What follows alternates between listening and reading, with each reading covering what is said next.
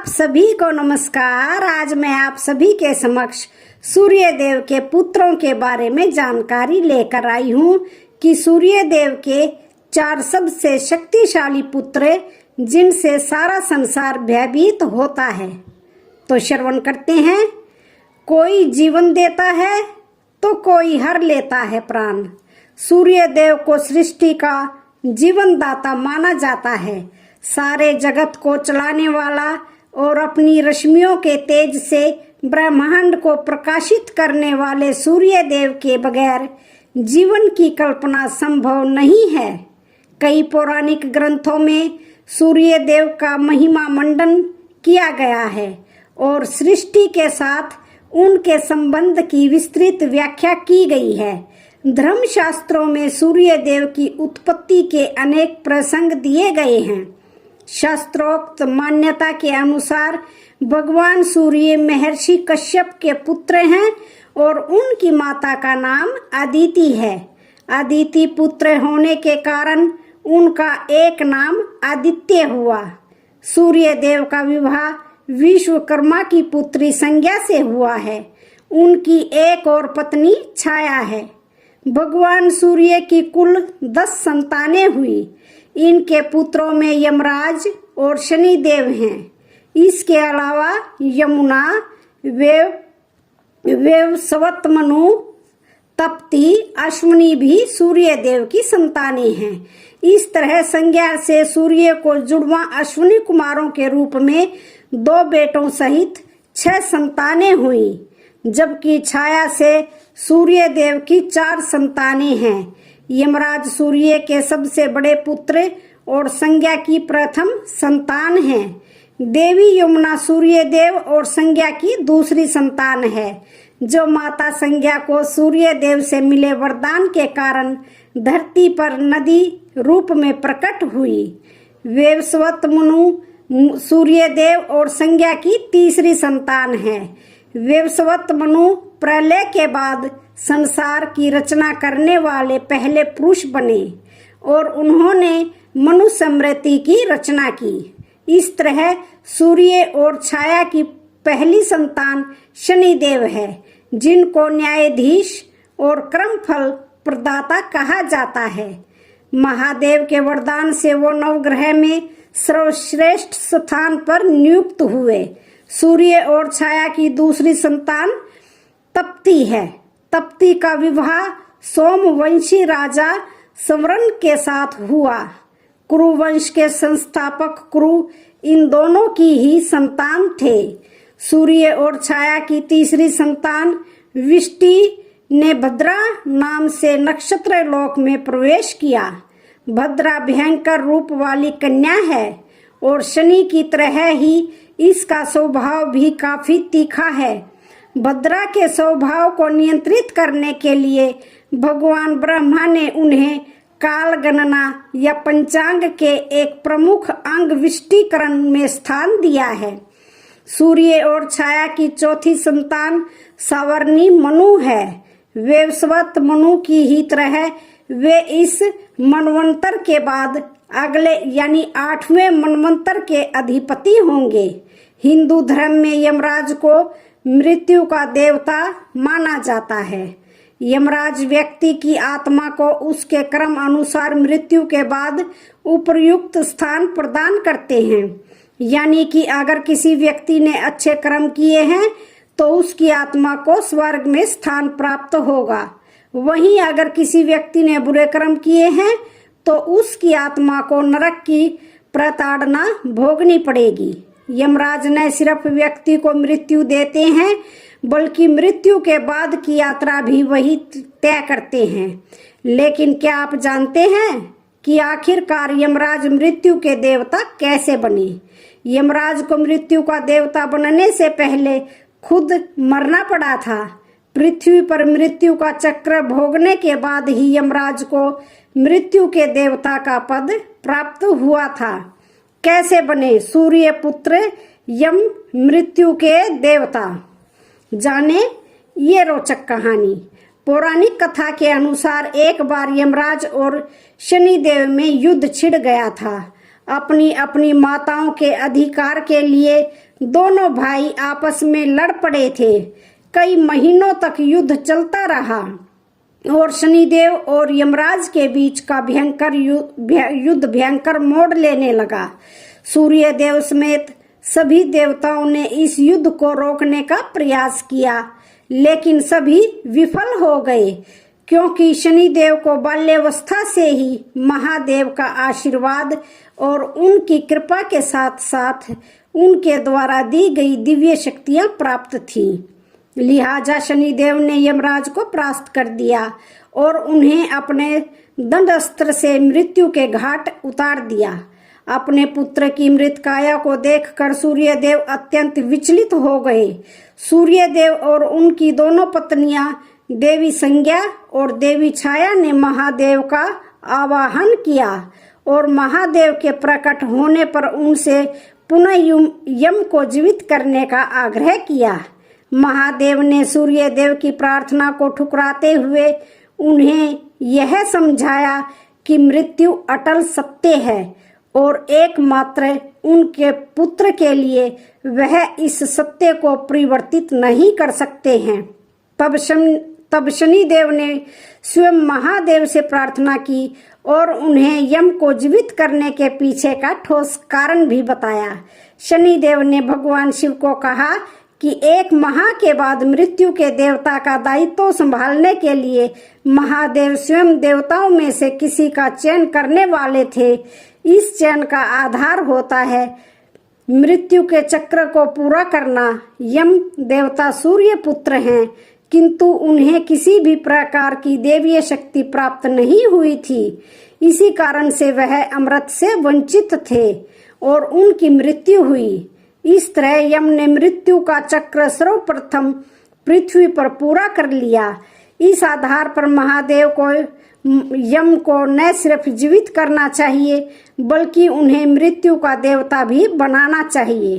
भगवान शिव शनिदेव के तर्क से बहुत प्रसन्न हुए और उन्होंने शनिदेव के आग्रह पर सूर्य देव के पुत्र यम को जीवित कर दिया। भगवान शिव ने सूर्य पुत्र यम को मृत्यु के देवता का कार्यभार सौंपा और इस प्रकार सूर्य पुत्र यम मृत्यु देव यमराज बने। कैसे? सूर्य पुत्र शनिदेव की दृष्टि हुई टेढ़ी।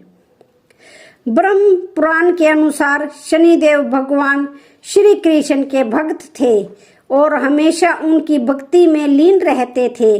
शनिदेव को सभी ग्रहों में सबसे क्रूर माना जाता है, लेकिन क्या आप जानते हैं कि उनके क्रूर होने के पीछे की क्या कहानी है?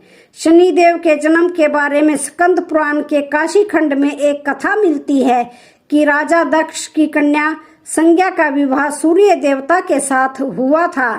सूर्य देव का तेज बहुत अधिक था, जिसे लेकर संज्ञा को परेशानी होती रहती थी। वो सूर्य की अग्नि को कम करना चाहती थी। संज्ञा इसके बाद भी सूर्य के तेज को कम करने का उपाय सोचती रहती थी। इसलिए उन्होंने एक दिन अपनी हमशक्ल को बनाया और उसका नाम स्वर्णा रखा। संज्ञा ने अपने बच्चों और सूर्य देव की जिम्मेदारी स्वर्णा को सौंप दी और खुद अपने पिता के घर चली गई। वहां उनके पिता ने उन्हें वापस भेज दिया, लेकिन वो एक जंगल में जाकर घोड़ी का रूप लेकर तपस्या में लीन हो गई। सूर्य देव को कभी स्वर्णा पर शक नहीं हुआ, क्योंकि वो संज्ञा की छाया ही थी। स्वर्णा को छाया रूप होने के कारण सूर्य देव के तेज से कभी कोई परेशानी नहीं हुई। सूर्य देव और स्वर्णा के मिलन से मनु, शनिदेव और भद्रा का जन्म हुआ।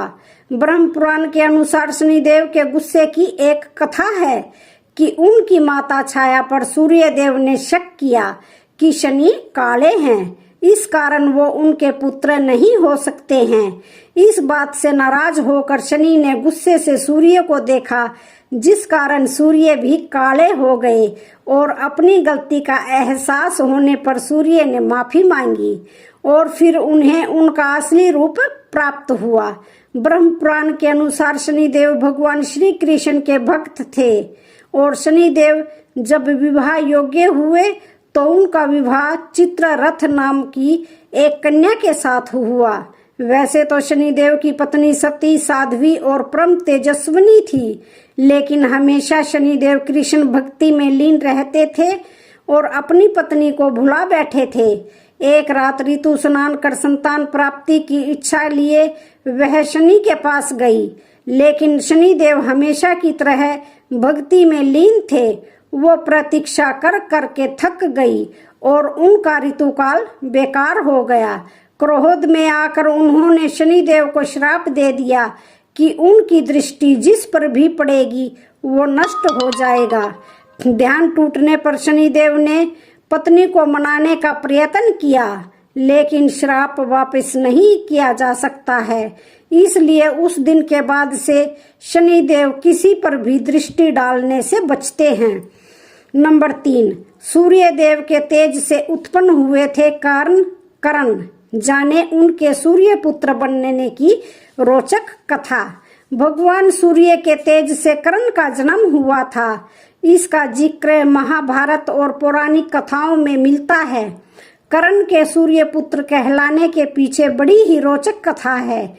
तो आइए जानते हैं महाभारत काल के वीर योद्धा करण से जुड़ी रोचक कथा के बारे में। करण के जन्म की पूरी कहानी महाभारत के आदि पर्व में विस्तार से मिलती है, परंतु बहुत से लोग ये नहीं जानते कि करण आखिर सूर्य के पुत्र कैसे कहलाए। जैसा कि करण को सूत पुत्र भी कहा जाता है। करण को दानवीर करण के नाम से भी जाना जाता है। माना जाता है कि एक शूरसेन नाम का यदुवंशी राजा था, जिसकी एक प्रथा नाम की पुत्री थी। शूरसेन की बुआ का पुत्र कुंती भोज था, जिसकी कोई संतान नहीं थी। तब राजा शूरसेन ने अपनी पुत्री प्रथा को कुंती भोज को गोद में दे दिया। कुंती भोज ने प्रथा का नाम कुंती रख दिया और आगे चलकर प्रथा कुंती के नाम से प्रसिद्ध हो गई।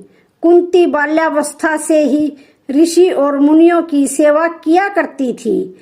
एक बार ऋषि दुर्वासा ने कुंती के सेवा भाव से प्रसन्न होकर उसे एक मंत्र दिया और कहा कि इस मंत्र से तुम किसी भी देवता का आह्वान कर सकोगी। जो भी देवता इस मंत्र से तुम्हारे सामने प्रकट होंगे, उसी देवता से तुम्हें पुत्र रत्न की प्राप्ति होगी। तब कुंती ने सोचा कि ऐसा कैसे हो सकता है। उसे बड़ा ही आश्चर्य हुआ और वह एकांत में छुपकर उसी मंत्र का उच्चारण करने लगी और सूर्य देव का आवाहन किया।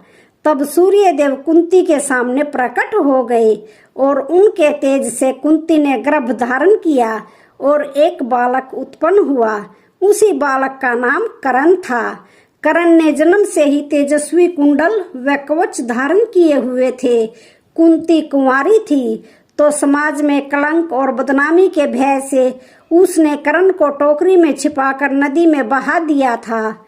इस प्रकार सूर्य के तेज से उत्पन्न होने के कारण करण को सूर्य पुत्र कहा जाता है। रामायण की ऐसे कई पात्र हैं जिनका श्री राम के जीवन में हमेशा महत्व रहा है। इन्हीं में से एक थे राजा सुग्रीव। सनातन धर्म से संबंध रखने वाले लोग ही जानते हैं कि सुग्रीव को उसका राज्य वापस लाने के लिए श्री राम ने सुग्रीव के बड़े भाई बाली का वध किया था। पर क्या किसी को यह पता है कि सुग्रीव का जन्म कैसे हुआ?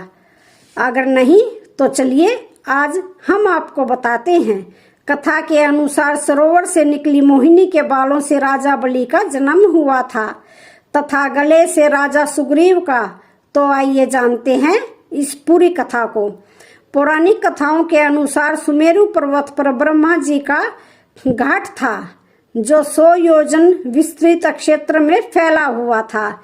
एक बार की बात है, वहां तपस्या करते हुए अचानक से ब्रह्मा जी की आंख से आंसू की 2 बूंदें धरती पर गिर गई, जिससे एक वानर का जन्म हुआ। तब उन्होंने कहा, तुम इस पहाड़ी की चोटी पर रहोगे। इस पर वानर वहीं रहकर नियमित रूप से ब्रह्मा जी को पुष्प अर्पित करने लगा। कई दिन बीत जाने के बाद एक दिन रीछ राज या वहां से गुजरे। उन्हें बहुत तेज प्यास लगी तो उन्होंने तालाब में झुककर पानी पीने का प्रयास किया। इस दौरान वहां उन्हें परछाई दिखाई दी, जिस पर उन्हें लगा कि कोई दुश्मन उन्हें मारने के लिए आ रहा है, तो वह तालाब में कूद गए। परंतु जब तालाब से बाहर निकले तो वह एक सुंदर खूबसूरत युवती में बदल चुके थे। इसी दौरान इंद्र और सूर्यदेव वहां से गुजर रहे थे। जिनकी नजर इस सुंदर स्त्री पर पड़ी तो वे दोनों मोहित हो गए। इस दौरान इंद्रदेव की मणि सुंदरी के पास जा गिरी, जिससे एक वानर का जन्म हुआ। क्योंकि वानर का जन्म युवती के बालों से हुआ था, इसलिए इसका नाम बाली पड़ा। जबकि इसी युवती के गले पर सूर्य की मणि जा गिरी, जिससे एक और वानर का जन्म हुआ, जो आगे चलकर सुग्रीव के नाम से जाना गया। हालांकि यह दोनों एक जैसे ही दिखते थे। यही वजह थी कि वध के समय श्री राम को सुग्रीव को पहचानने में मुश्किल हुई थी और उन्हें उसके गले में माला डालनी पड़ी थी। कथाओं के अनुसार इंद्र ने बाली को एक सोने का हार दिया, जबकि सूर्यदेव ने सुग्रीव को हनुमान जी के रूप में एक सच्चा मित्र और रक्षक भेंट किया। कहा जाता है कि इन दोनों वानरों की उत्पत्ति के बाद युवती दोबारा रीछ राज में बदल गई। इसलिए कहा जाता है रीछ राज ही बाली और सुग्रीव की माँ और पिता हैं। तो आज की वीडियो का यहीं पर समापन होता है। वीडियो अच्छी लगे तो चैनल को लाइक शेयर सब्सक्राइब जरूर करें। धन्यवाद।